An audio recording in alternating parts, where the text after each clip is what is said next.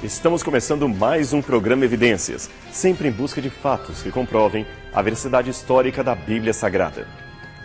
No programa de hoje, vamos conhecer algumas curiosidades bíblicas para que você possa aumentar a sua cultura e conhecimento acerca deste importante livro da humanidade.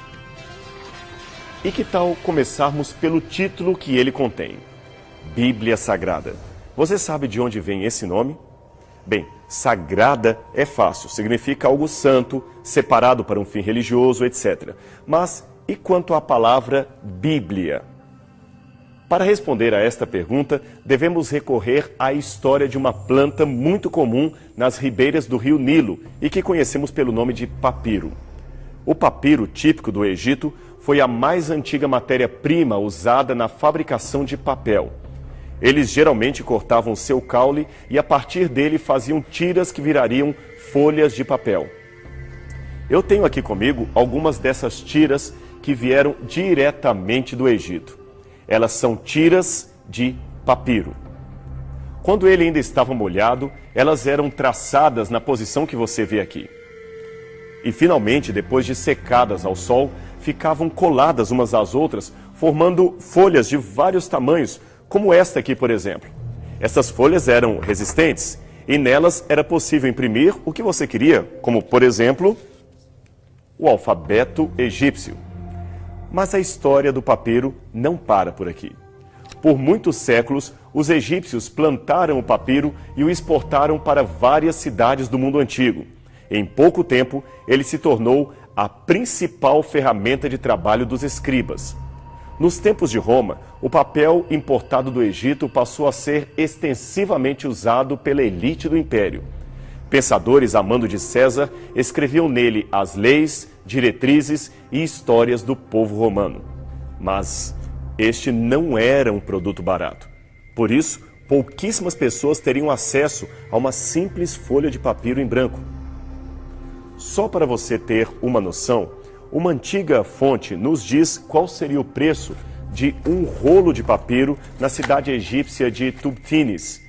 Esta simples folha, este rolo de papiro, custaria o equivalente a 4 moedas como esta que você vê aqui. Uma simples folha de papiro custaria o equivalente a 2 óbulos, 2 moedinhas como esta que nós temos aqui.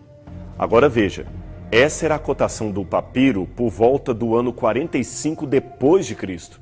Nesta mesma época, um trabalhador braçal bem remunerado teria que trabalhar em média 8 dias, isto mesmo, 8 dias para ganhar 4 dracmas, ou um dia para ganhar 2 óbulos. Noutras palavras, um rolo de papiro, apenas um pedaço desse, ou desse, daria mais de uma semana de trabalho. Esta folhinha aqui custaria um dia inteiro de trabalho braçal pesado. E como sempre houve atravessadores, esse preço chegava inflacionado em cidades da Grécia e Itália, sem contar a Espanha e a Grã-Bretanha, que ficavam bem mais distantes do Egito. Mas, a despeito disso, o papiro egípcio continuou sendo um dos mais importantes materiais de escrita no primeiro século. E por isso podemos supor que os originais do Novo Testamento foram também escritos em papiros e distribuídos entre as igrejas da Ásia. Mas o que tem a ver tudo isso com o nome Bíblia? É que Biblos é o nome grego dado ao caule do papiro e, por extensão, ao rolo de papel que seria o livro daquela época. Ora, a invenção pode ser dos egípcios, mas quem deu nome a tudo isso foram os gregos. Provavelmente devido a uma cidade fenícia chamada Byblos, que também era exportadora de papiros. Logo, Biblos significa tanto papiro quanto livro em grego antigo. Não é por menos que até hoje o acervo literário é conhecido como biblioteca. Mas vamos caminhar um pouquinho mais. Biblos é o livro, ok. Biblion significa livrinho em grego. Agora, o grego, diferente do português, não fazia o plural usando S. No caso de plural diminutivo, trocava-se o final por um A. Assim, o plural de biblion, livrinho, seria biblia, livrinhos, ou coleção de pequenos livros. Agora ficou fácil. o nome grego, Bíblia, passou para o latim e do latim para o português, e assim ficou conhecida esta extraordinária coleção inspirada diretamente pelo Espírito de Deus. Hoje a Bíblia é sem dúvida o livro mais vendido em todo o mundo. E embora muita gente não saiba, a Bíblia Sagrada foi o primeiro livro impresso no mundo ocidental. Isso mesmo. Ela foi impressa por volta de 1450 na cidade de Mainz, na Alemanha, pelo genial João Gutenberg. Ele foi tido por muitos como o inventor da imprensa, embora alguns, na verdade, pensem que ele, na verdade, copiou a invenção dos chineses. Seja como for, a sua impressão da Bíblia revolucionou a história do mundo ocidental. Quando Gutenberg expôs o seu plano de imprimir a Bíblia, todos achavam um absurdo, pensavam que ele estava ficando louco, porque tal tarefa estava muito além das possibilidades humanas do século XV. Só para você ter uma ideia, com as condições daquele tempo, o processo de imprimir uma única página seria muito demorado, porque eles precisavam arrumar todas as letras de impressão numa moldura e conferir se todas estariam ali bem arranjadas conforme o texto que se queria produzir. Assim, não é difícil imaginar quão trabalhosa teria sido a tarefa de imprimir ou reproduzir uma única página. Estes são alguns tipos móveis que Gutenberg utilizou. Agora você imagina, se pensarmos que seriam necessários pelo menos 1000 páginas para imprimir toda uma Bíblia, é fácil deduzir que os impressores morreriam antes mesmo de ver a sua obra terminada. Mas você sabe, na vida, quem quer dá um jeito, quem não quer dá uma desculpa. João Gutenberg queria e por isso ele não desistiu. Trabalhou arduamente por mais de 8 anos e conseguiu o improvável, fez o impossível.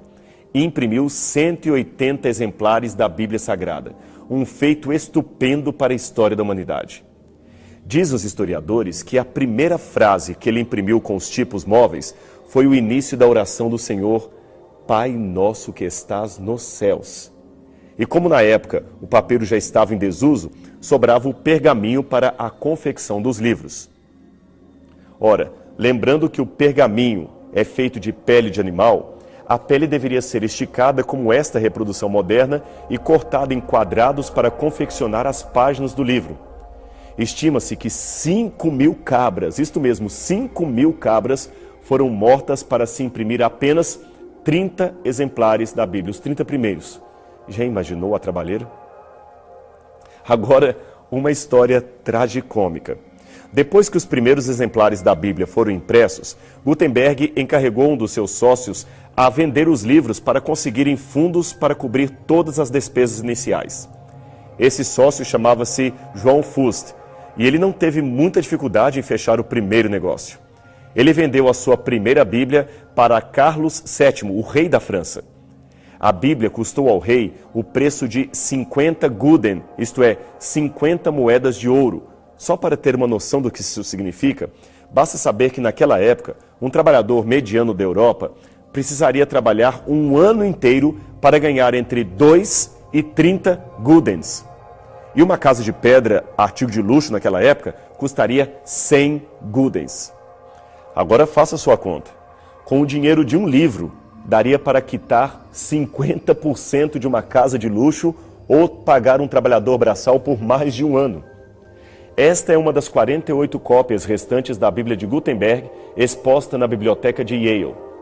Este outro exemplar, guardado na biblioteca do Congresso americano, está avaliado hoje em mais de 30 milhões de dólares. Mas a história da primeira compra não acabou com a venda para o rei Carlos VII, não. Assim que saiu do Palácio Real, o sócio de Gutenberg dirigiu-se ao arcebispo de Paris, que também comprou um exemplar pelo mesmo preço pago pelo rei. Passados alguns dias, o rei e o arcebispo se encontraram para trocar ideias acerca do maravilhoso livro que cada um adquirira. Pois bem, cada um queria ver o livro que o outro comprou, e ao trazerem os exemplares para o mesmo ambiente, perceberam assustados que ambos eram iguaizinhos um ao outro. É que naquela época, acostumados apenas com cópias feitas à mão, era de se supor que um livro jamais seria exatamente igual ao outro. Isto seria impossível. assim chegaram à única conclusão possível naquela situação. Estes livros, exclamaram atônitos, são obra do diabo. Gutenberg, coitado, teve de mostrar os segredos de seu negócio para não ser sentenciado à morte pelo crime de bruxaria. Dizem que, por causa disso, terminou falido e foi parar na miséria. Mas ele pode até não ter conseguido fortuna. Contudo, construiu uma verdadeira catedral do saber com a sua impressão. O mundo jamais foi o mesmo depois disto.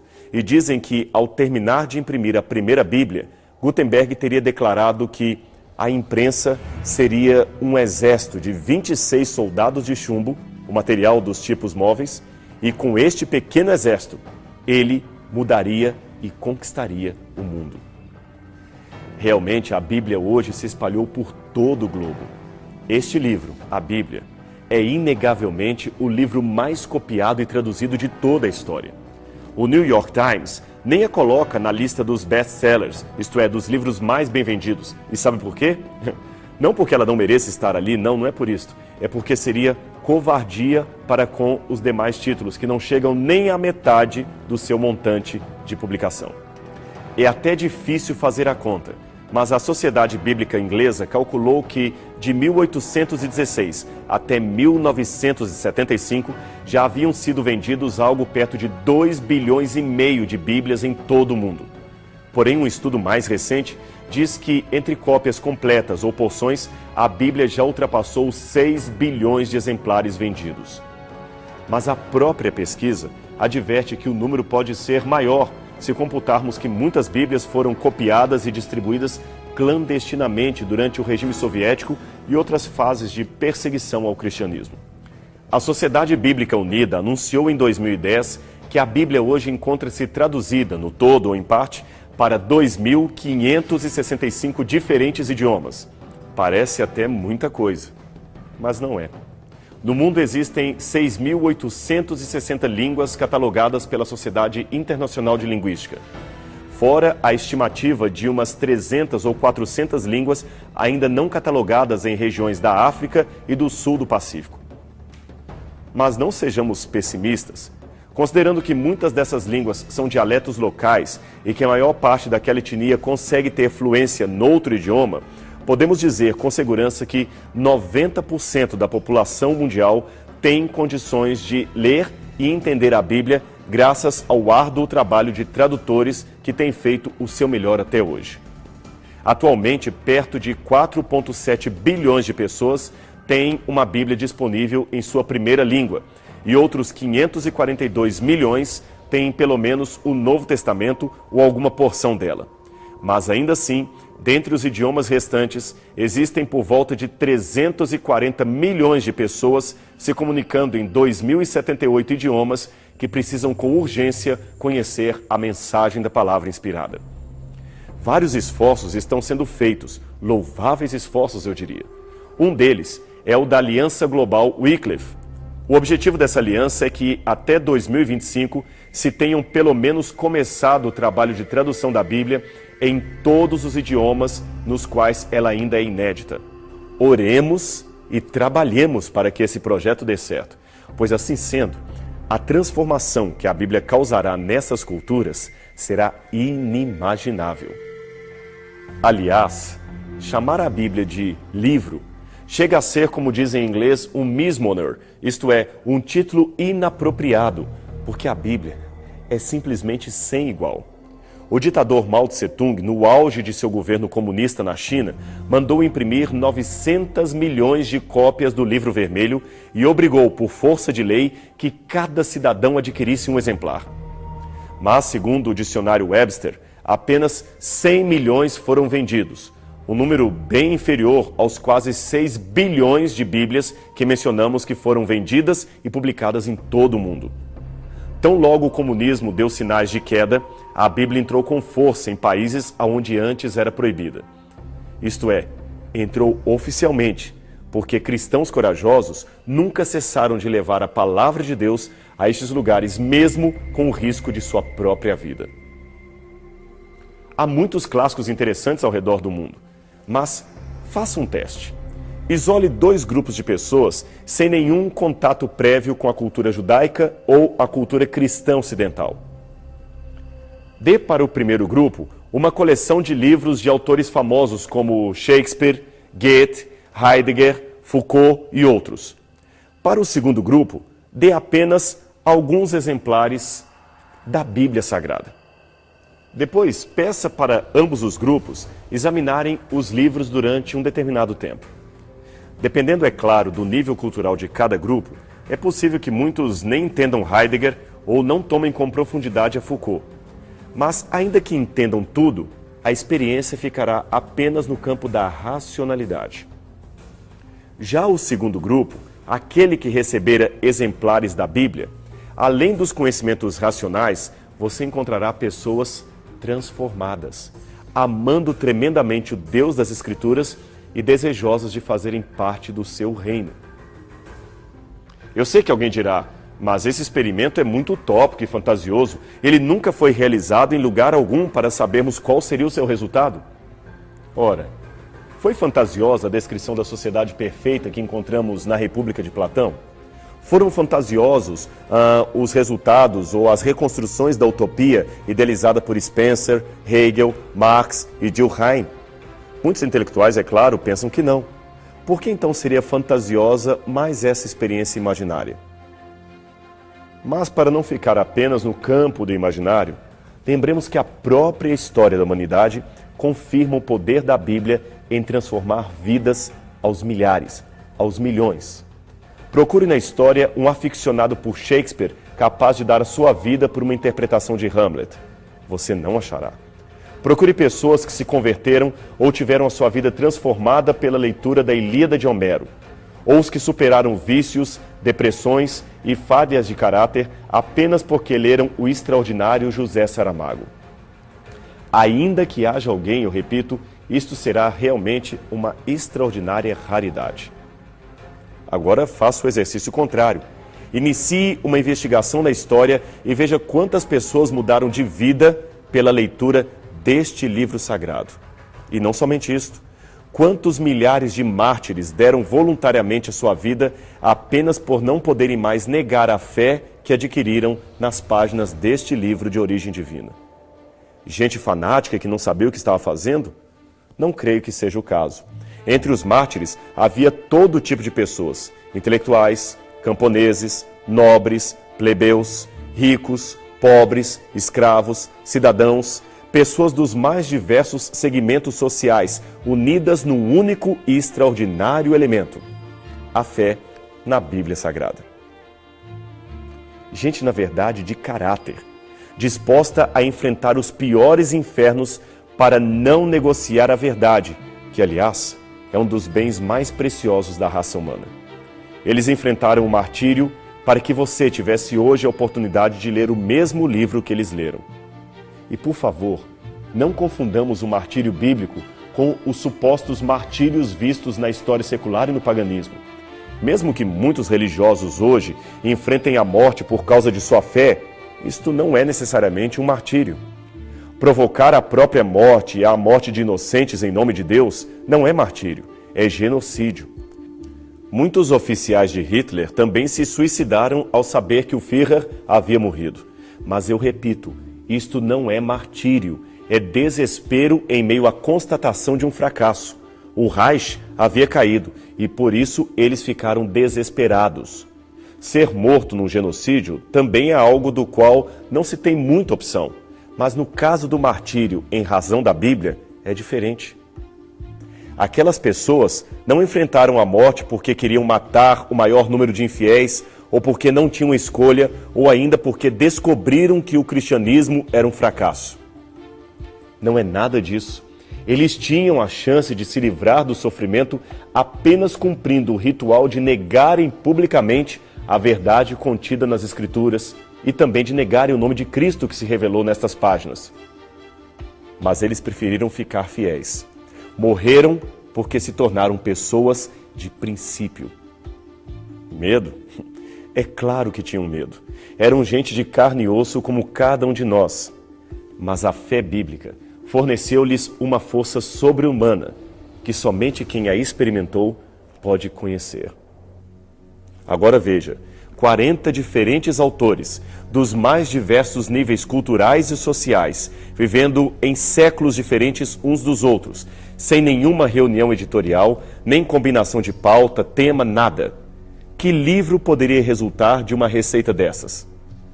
Nenhum é a resposta correta. Desafio qualquer editora a produzir algo que preste ou seja vendável em condições editoriais tão desfavoráveis como foi produzida a Bíblia Sagrada. Ninguém se arriscaria, seria jogar dinheiro fora e, no final, nenhum livro seria produzido. Mas ela está aqui, o livro de Deus, apresentando conceitos e profecias que jamais poderiam se cumprir no seu próprio tempo. E não somente isto, salvando almas e se tornando o maior best-seller de toda a história.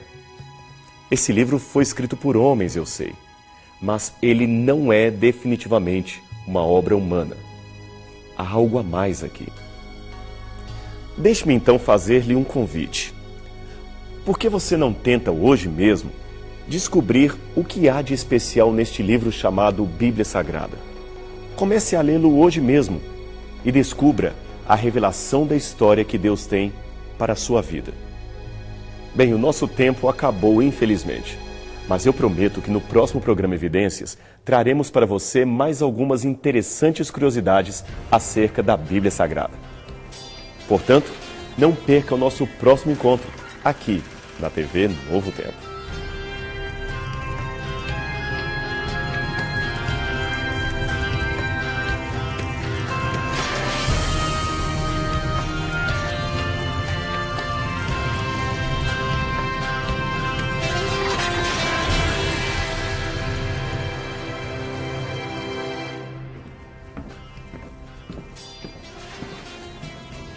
Estamos começando mais um programa Evidências, sempre em busca de fatos que comprovem a veracidade histórica da Bíblia Sagrada.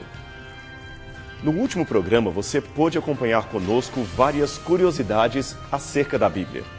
Vimos as origens da palavra Bíblia conectada à produção do papiro, uma das mais antigas formas de papel vegetal criadas pelos egípcios. Também acompanhamos a trajetória de Gutenberg e a publicação da primeira Bíblia impressa em cerca de 1450 na Alemanha. No programa de hoje, vamos dar continuidade a esta série de informações curiosas acerca da Palavra de Deus.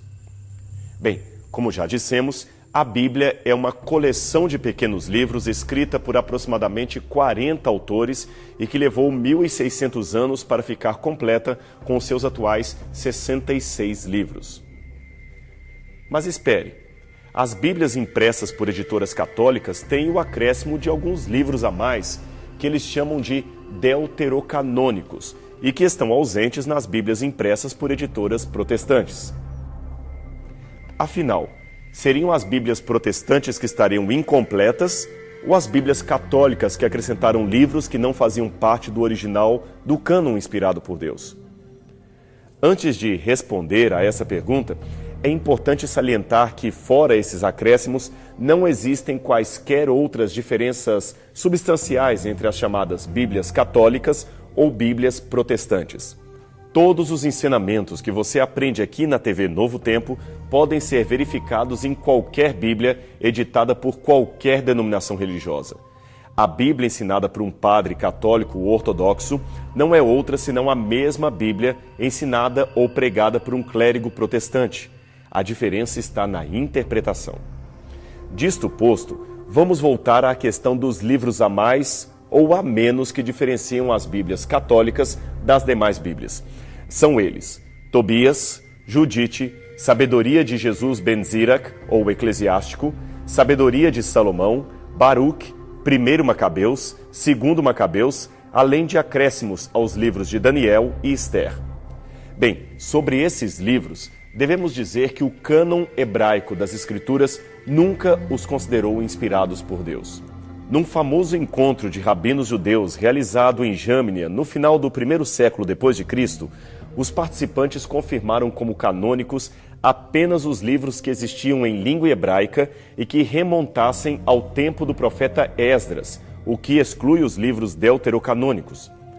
Essa posição judaica sobre o cânon é importante para nós porque, como disse Paulo em Romanos, aos judeus foram confiados os oráculos de Deus. Romanos 3, verso 3.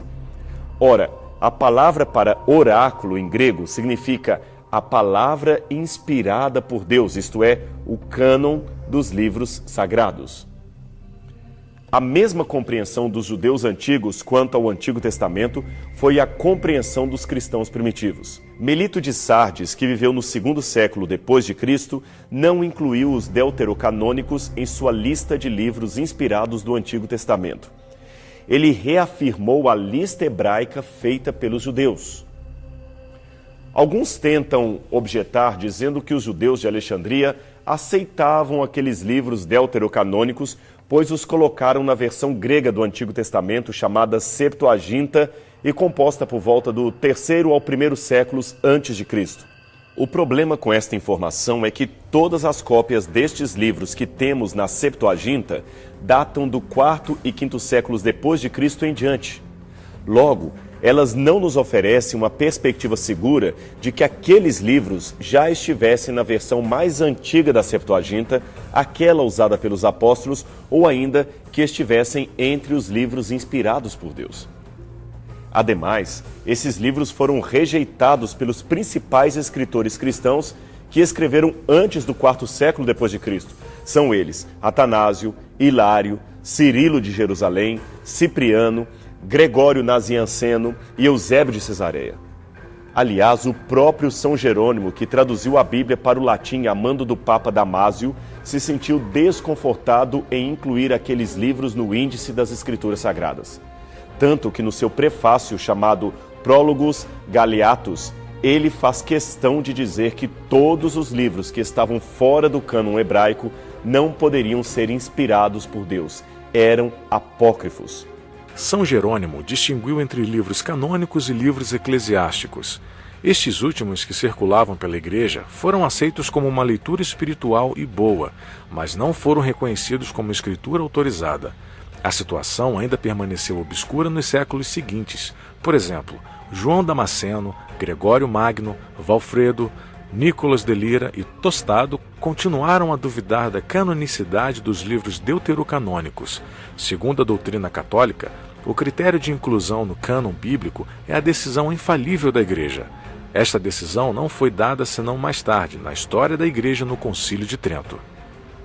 Você viu esta informação? E olha que ela está na própria Enciclopédia Católica.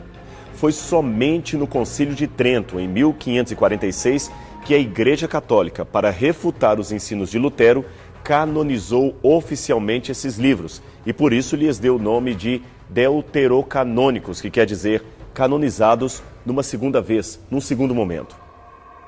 Já os protestantes preferem chamar esses livros de apócrifos, uma palavra grega que significa oculto, escondido, de origem duvidosa.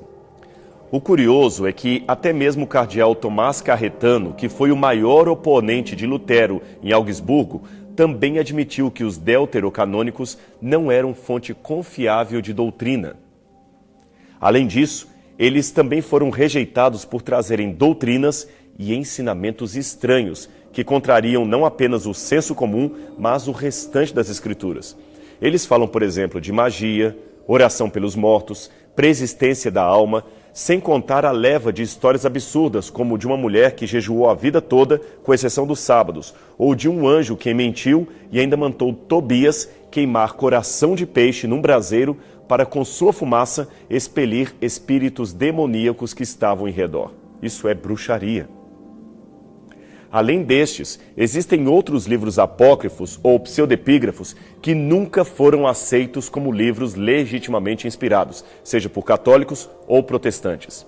Eles são baseados geralmente em personagens famosos do Antigo Testamento, como Enoque e Moisés, ou também do Novo Testamento, como Pedro e Maria Madalena. Mas estes livros nunca foram aceitos como autênticos.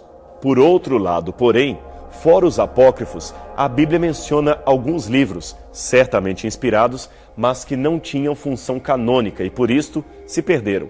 Não existe hoje nenhum manuscrito deles, senão a referência encontrada na Bíblia. Temos, por exemplo, o livro de Jazer, mencionado em Josué, capítulo 10, verso 13. O livro das batalhas de Javé, mencionado em Números, capítulo 21, verso 24. O livro do profeta Semaías e Ido, que são mencionados em 2 Crônicas, capítulo 12, verso 15.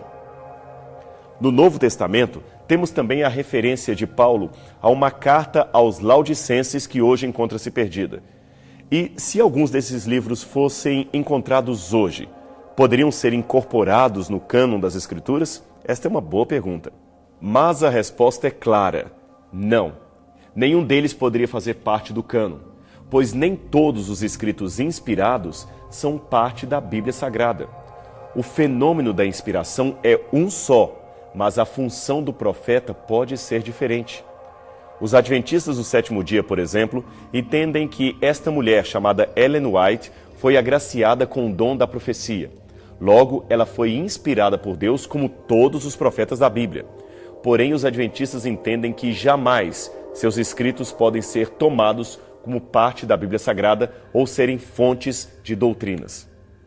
Acrescentar livros modernos à Bíblia ou tirar doutrinas religiosas de autores que não os autores canônicos presentes nas Escrituras seria um erro teológico muito grave que fatalmente levaria o movimento à categoria de seita e não de religião genuinamente cristã. Continuando a nossa lista de curiosidades bíblicas, temos uma interessante informação acerca da atual divisão entre capítulos e versículos. Excetuando as várias divisões ou tentativas feitas a partir do quarto ou quinto séculos depois de Cristo, algumas primitivas divisões da Bíblia foram encontradas já no período da Bíblia hebraica. É possível dizer que a divisão em capítulos que encontramos em nossas edições modernas da Bíblia vem de dois autores do século XIII. Stephen Langton, que na época era arcebispo da Cantuária, e o cardeal Hugo de Sancto Caro, que também era conhecido como Hugues de Saint-Cher. Já a divisão em versículos começou a aparecer somente mais tarde, depois de 1548. Esta Bíblia de Genebra foi a primeira edição em grego e latim a trazer os capítulos divididos em versículos como conhecemos até hoje. O responsável por esta divisão foi o impressor francês Robert Etienne, e ele não fez um trabalho muito bom. Em que pese o seu esforço, algumas divisões ficaram tão ruins que alguns autores sugeriram que o seu trabalho, ou pelo menos parte dele, foi feito sobre o lombo de um cavalo. Deixe-me dar um exemplo para você. Veja este texto, por exemplo, que está no livro do Apocalipse, capítulo 20, verso 5. Mas os outros mortos não reviveram até que se completassem os 1000 anos. Esta é a primeira ressurreição. Bem, o arranjo desastroso dessas duas sentenças fez parecer que a primeira ressurreição só se dará depois do milênio, quando é exatamente o contrário que a Bíblia apresenta.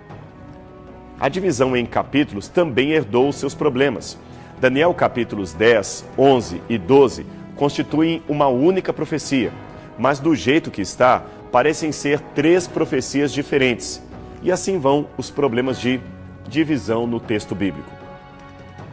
Eu sei que você deve estar perguntando, por que então não revisam tudo isso?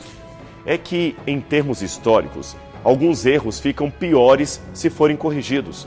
Por exemplo, chamar os índios hoje de índios constitui um erro pentencenário porque os primeiros navegantes europeus pensavam ter chegado à Índia e não a um novo continente. Por isso chamaram erroneamente os nativos daqui de índios. Imagine agora se os historiadores resolvessem corrigir isto. Imagine a confusão que ia dar nos livros de história, nos mapas, nos próprios índios que já assimilaram este adjetivo. Ia ser muito complicado, como diria o poeta Bocage, a emenda ia sair pior do que o soneto.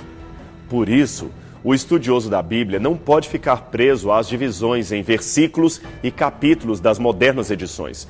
Elas não possuem nenhuma autoridade inspirada por Deus. São apenas ferramentas para facilitar o encontro de determinada passagem. O ideal num estudo bíblico é verificar o contexto imediato e o contexto geral. Afinal, você já sabe, texto fora de contexto gera pretexto. E é isso mesmo. Mas só para aguçar a curiosidade de alguns, deixe-me dizer que a Bíblia hoje encontra-se dividida em 1.189 capítulos e 31.102 versículos que juntos já transformaram a vida de milhões de pessoas em todo o mundo e em toda a história. O interessante é que, provavelmente, os seus autores humanos, embora soubessem desde o começo que estavam redigindo as palavras que Deus lhes revelara, nem mesmo eles poderiam imaginar o alcance daquilo que estavam colocando no papel. E como Deus foi diversificado ao escolher os seus redatores. Moisés foi um líder político treinado nas melhores escolas do Egito Antigo. Pedro era um rude pescador da Galileia. Amós era boiadeiro e recolhedor de figos em Tecoa. Josué era um capacitado general militar. Daniel era o primeiro-ministro na corte de Babilônia. Lucas era um médico e advogado, possivelmente de origem grega. Salomão era um rei e filósofo judeu. E olhe que estes são apenas alguns exemplos para mostrar que Deus não é elitista nem simplista em suas escolhas. Ele escolheu gente de todas as camadas sociais e de todos os níveis intelectuais.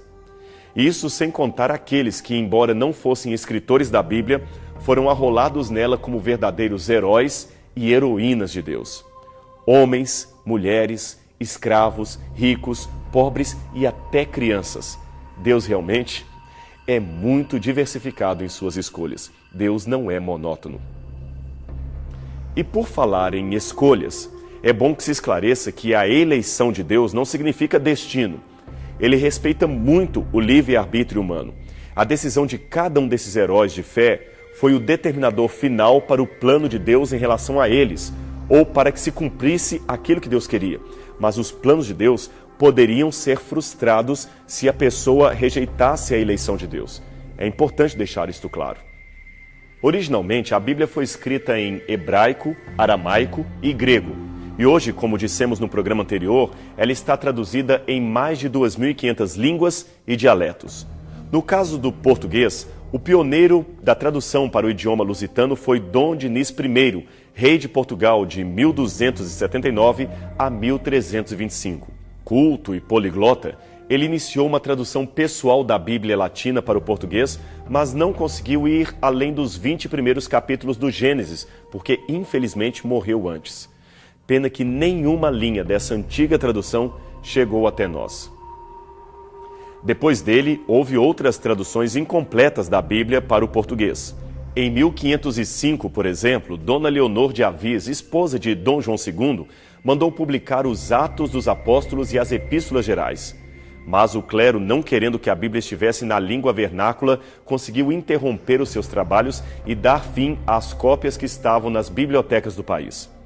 Até que, em 1645, um jovem de apenas 17 anos iniciou aquela que seria a primeira versão completa da Bíblia em português. O seu nome? João Ferreira de Almeida. Embora tenha nascido em Tavares, nas proximidades de Lisboa, João Ferreira teve uma vida cosmopolita, pois morou em vários países e, ao se converter ao protestantismo, foi missionário no Ceilão, que é o atual Sri Lanka. Ele sabia ler e se comunicar razoavelmente bem em holandês, francês, italiano, espanhol, latim e grego. E veja a perseverança desse rapaz. Depois de ter traduzido vários capítulos, ele perdeu o manuscrito que levou 3 anos para escrever e teve de começar tudo outra vez. Até que, em 1676, ele finalmente terminou a tradução do Novo Testamento e enviou para ser impresso na Batávia. Mas o trabalho de revisão foi tão lento que ele teve de tomar o manuscrito e reenviá-lo para ser impresso em Amsterdã, na Holanda. E finalmente, em 1681, surgiu o primeiro Novo Testamento traduzido completamente em português. Aí veio a hora de começar a tradução do Antigo Testamento. Mas Almeida só conseguiu chegar até Ezequiel, capítulo 41, pois uma enfermidade ceifou-lhe a vida em 1691, aos 63 anos de idade.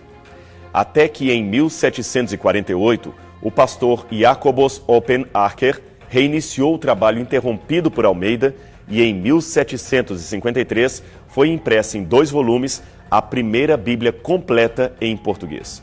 4 anos mais tarde, talvez em resposta a esta publicação protestante, o Papa Bento XIV soltou um decreto dizendo que a Bíblia era útil para fortalecer a fé e que uma versão católica deveria ser com urgência impressa em língua portuguesa. Quem ficou encarregado dessa tradução foi o padre Antônio de Figueiredo, que também era natural de Lisboa. Ele até procurou fazer um bom trabalho, mas reconhecendo que não conhecia nada de grego ou hebraico, fez uma tradução a partir da Vulgata Latina, conforme as ordens do Papa. Logo, esta edição católica foi uma tradução de tradução. E mesmo que tivesse um português melhor do que a versão de Almeida, a de Figueiredo pecou por introduzir elementos tendenciosos em sua tradução. Por exemplo, na primeira edição de 1778, o texto de 1 Pedro, capítulo 5, verso 5, que fala da devida obediência aos mais velhos, ficou apoiando a honra dos padres. Outra, o texto de João, capítulo 11, verso 57, traduziu a palavra sacerdote por pontífice, para valorizar o título do Papa. E Apocalipse 1, verso 10, que no original está arrebatado fui no dia do Senhor, Figueiredo traduziu por arrebatado fui no dia de domingo, para fazer valer a guarda do dia oficial da Igreja de Roma. Esses foram apenas alguns exemplos, mas não vamos ficar com isto e anular todo o trabalho de Figueiredo, de jeito nenhum. Ele escreveu algo no prefácio de sua primeira edição que realmente é digno de muita apreciação. Veja o que ele escreveu. Ora, se os sagrados apóstolos, inspirados sem dúvida pelo Espírito Santo, queriam e mandavam que todos lessem as suas cartas, homens, mulheres, grandes e pequenos, eclesiásticos e seculares, quem pode duvidar que a toda a classe de pessoas seja de suma utilidade a leitura das Sagradas Escrituras?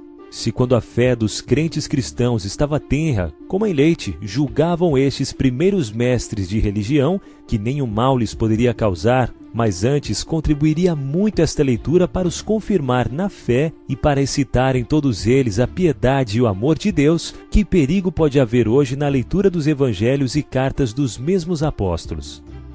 Essa foi realmente uma declaração revolucionária, numa época em que certos filósofos e teólogos ainda achavam que a Bíblia era para ser lida apenas por clérigos e nunca ser distribuída ao povo. Com essa declaração, o padre Figueiredo foi além de seu tempo, e eu assino embaixo do que ele escreveu.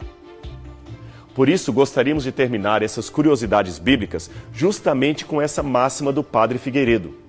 Estude a palavra de Deus com afinco, mergulhe nas suas páginas, e também na história que envolve a sua tradução, a sua transmissão. Veja o que especialistas em teologia, arqueologia, filosofia, história e outras áreas dizem a respeito deste livro famoso. Avalie bem as suas posições, favoráveis ou não, e tire você mesmo as suas conclusões. Veja, se tem um imperador que o Brasil deveria ter orgulho de ter tido, este foi, sem dúvida, Dom Pedro II. Dono de uma cultura vastíssima, ele foi extremamente dedicado ao estudo dos idiomas. E Dom Pedro foi também ativo participante de diversas academias de ciência e letras em todo o mundo. Ele chegou a viajar em expedições para o Oriente Médio e se tornou ele mesmo membro imortal da Academia Francesa. Depois disso, foi eleito para a Liga dos 40 Sábios em Paris. Agora, com esse currículo, veja o que este homem de vasta cultura disse a respeito da Bíblia Sagrada. Eu amo a Bíblia. Eu leio-a todos os dias. Quanto mais a leio, tanto mais a amo. Há alguns que não gostam da Bíblia. Eu não os entendo, não compreendo tais pessoas, mas eu a amo. Amo a sua simplicidade e amo as suas repetições e reiterações da verdade. Como disse, eu a leio cotidianamente e gosto dela cada vez mais. Qualquer comentário adicional a estas palavras de Dom Pedro II será mera redundância. Por isto, nada mais resta dizer senão: leia a Bíblia você também. Descubra por si mesmo o poder transformador contido nas páginas deste livro especial. E não esqueça de estar conosco todas as semanas aqui no programa Evidências, na sua TV Novo Tempo. A gente se encontra no próximo programa.